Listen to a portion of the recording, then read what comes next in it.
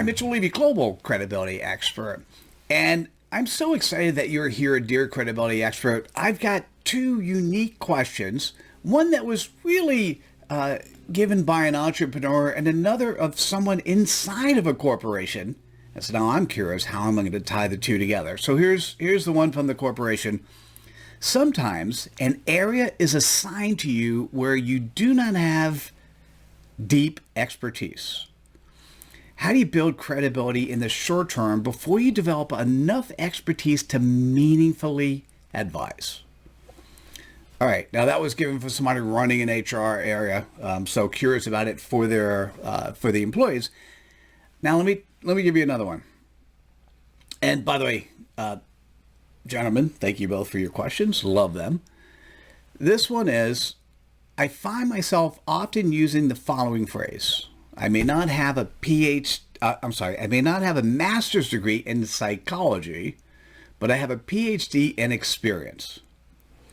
And then he's curious, he goes on further to say, how can I do what I do based on life experience? All right, so here's what's interesting.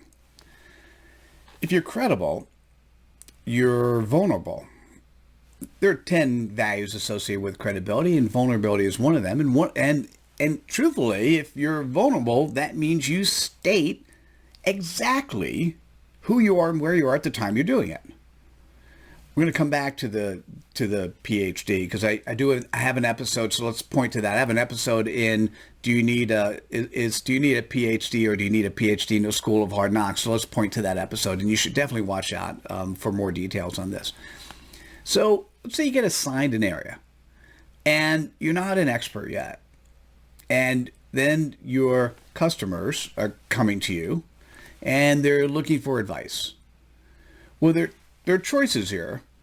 Now, if you're inside the company, right, then you could truly be transparent, right? If you're inside the company, then whoever is coming to you for advice, you could say, hey, listen, this is how much I've studied. This is how much I learned so far.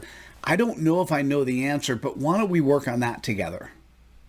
Now, if you're outside the company, so you're at a consulting firm and you're billing yourself out to others, what I'd encourage you to do is go through enough of the training in terms of understanding what's going on, and then be transparent. Say, listen, I've got a significant amount of book training and classroom training on this, and we're going to go through this together.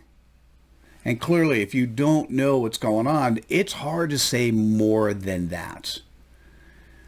So there's my son has a friend of his who works for a consulting firm and was given exactly that. It's a large company deployed this consulting agency, and his particular role, which was super powerful, was something he hadn't done before. So he spent 2 weeks just diving into all the training material, and then a week later was exposed to the client, and he was the expert. Now, he absolutely had more expertise than the others. He didn't pretend that he knew more than he knew. He basically had more expertise because of the time he spent reading, researching, and figuring stuff out. And ultimately, as he was getting real life questions from the clients, he was able to really backfill in his knowledge and deliver value to the client. So he worked extra hard to be able to learn more, grow more, and deliver value to the client. Now, what's interesting is when you're given an assignment and you don't have expertise, a lot of times the person who's asking you, when you're talking to somebody, they know so much more. They're just looking for somebody to help support and take it to the next level. It is quite possible that the clients that you serve already know the answer or have an idea for the answer or have ideas of how to make things happen. What's your job? Your job is to ask good questions and then listen. Listen, take notes. If you need to have a recorder with you, record the notes. If you're not physically in front of somebody, record them in Zoom.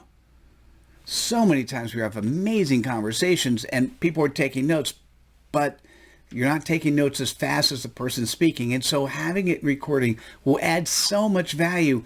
And I think the important part is a couple. If you have the intent and commitment to do the right thing, two other skills of credibility, even if you don't know enough today, if you're being vulnerable but have the intent and commitment to do the right thing, you have the authenticity to actually say exactly who you are, and you have the integrity to truly say where you are and what you're doing, then if you have the intent and commitment to the right thing, you just say where you are. And as you're learning and growing, you can go back to the client and tell them what you're learning, what you're doing, that this is potentially an answer, but what do they think and how do they want to encourage you to change, either change your position or what other things you need to do to get a better answer.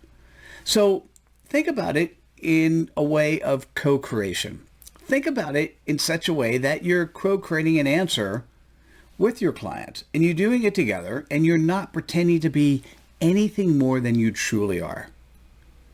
And over time, as you do more with your clients and you learn and gather that Ph.D. in the School of Hard Knocks, you will have the credibility. So let's go back to the other question. And that is, let's look at it exactly. I often use the phrase, I may not have a master's degree in psychology, but I have a Ph.D. in experience. You know, in interviewing 500 experts that are thought leaders on credibility, what I found the most relevant thing is the Ph.D. in the School of Hard Knocks. There's some places where you absolutely need degrees. But if you're helping somebody in a particular area, what they care about, now it depends on the area. Obviously, if you're a surgeon, you need to, be able to at least at some point in time go to school and know the proper things to do. Although on the other hand, if you've been in, well, let me not just go there. We'll just say there are scenarios where it's possible that the person who has done it 10,000 times because they're in the field would potentially have more experience than somebody who's just book smart and never did enough work. And so the thing is that Ph.D. in the School of Hard Knocks, that intuition that comes when you've worked with enough clients, that you're hearing them, you're understanding them, you're showing and living an empathetic way where you can help steer or direct or open up avenues of thought.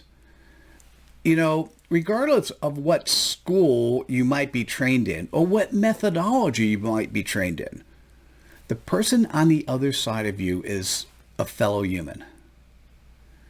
And that fellow human doesn't care about the methodology that you went through. They care about them finding an answer, them actually learning more and being better off after their exchange with you than before.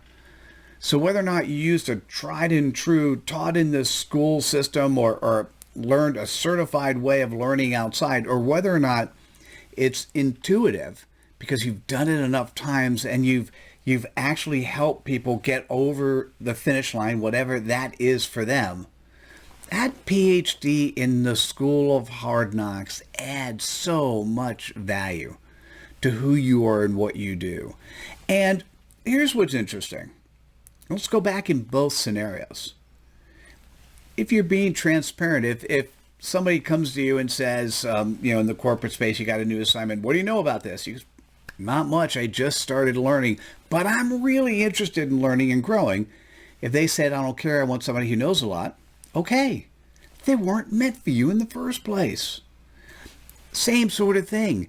If you're whatever coach you are and somebody says to you, where's your certifications and what school did you graduate from? And I have to tell you, that's not going to be the right client you want to work for anyhow. So what happens is you show up as a credible human. You show up with someone with, as I mentioned, the intent, commitment to do the right thing, someone who is absolutely coachable, somebody who really wants to listen to the client and the issue and the activities that happen, that has the integrity, that has the accountability to to really, when they get the question, they follow through, and if they don't know enough, they're transparent about it, and then shares more, that really wants to solve the issue, that person is the winner. That person, if that person is you, is the person I want to work with. I want to work with somebody who looks me in the eye and tells me exactly where they are, and then says, listen, I'm going to work as hard as I can to try to get you to where you need to go, and this is the best I can do. And as long as they really do the best they can do, I'm happy about that. And so that's how I'd answer those two questions. It's really focused on doing the right thing. It's really focused on not boasting and pretending you're any more than you really are, and really having the end result, the real desire of helping the person you're in front of. That makes you credible as a servant leader.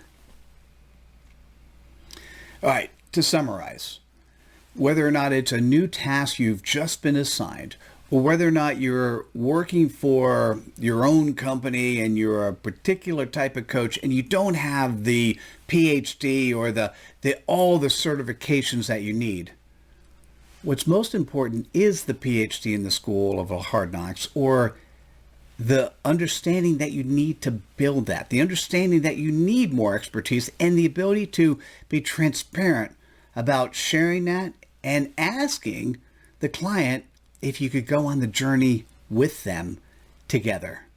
They will absolutely appreciate your transparency and who you are and what you do, and your desire to support everything that they want. Anyhow, hey, thanks so much for joining us. See you next week at next episode of Dear Credibility Expert. Take care. Bye now.